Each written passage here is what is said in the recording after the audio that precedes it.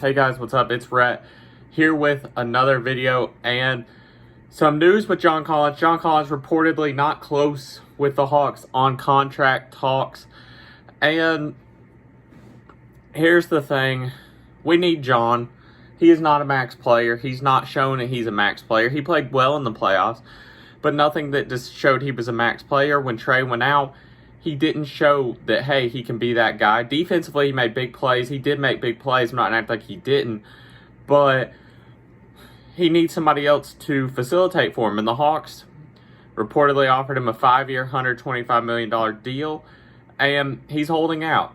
He thinks he's a max player and can get more elsewhere.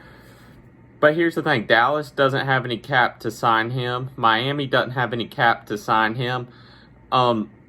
All these places that were reportedly going to get him aren't anymore. It's us and like San Antonio. And who wants to go to San Antonio and go through their rebuild with not a good team? Spurs are always overrated. I think Popovich is overrated. Because they haven't done anything since Tim Duncan, Ginobili, Parker, Kawhi left them. Yes, they're big-time players, but they couldn't do anything with DeRozan. They couldn't do anything with LaMarcus Aldridge. So I don't know why you'd be stupid enough to go to a team that isn't going to win and isn't going to do anything for your career when you come back to Atlanta with a young core and paying him that much. $125 million you're going to live off of, my guy. If you're smart, you'll invest it and you'll make a ton more. But you can do that. And I mean, you went from a 20-10 guy to better players came, and you dropped down to about a 17-8 guy. Not an all-star. Not all-star numbers. And I will say his play went up when we got better players. It took him a little bit to figure it out, but he did. But 5 years, $125 million is more than generous for a guy who can't create his own shot, can't dribble. I love the dunking. His defense has gotten better, but you have a negative wingspan.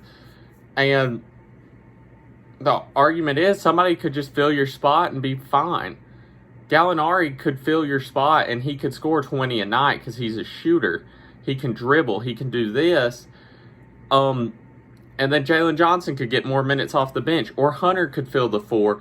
So the Hawks don't need to budge because they're not tied down to him. As much as I love him, you don't need to be tied down to somebody you can easily replace. Hey, you can move Hunter to the 4. Cam could come into the starting lineup. Gallo could go to the starting lineup.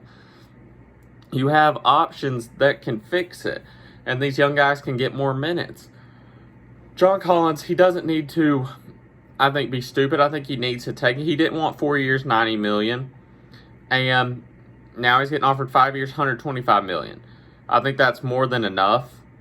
Because there are other guys who I think he's better than or has better potential than that got paid. But if you look at it, they can dribble. They can do this. Like, I would say him in that below all-star categories like Siakam, Brandon Ingram, guys like that. But they can dribble the basketball. They can create. Even though they might not be better than him at shooting or finishing, they can dribble. And dribbling's a big part in basketball. So I think he needs to be smart and take this offer. I don't think there's anywhere else that he can go, so I think he might be forced to take it.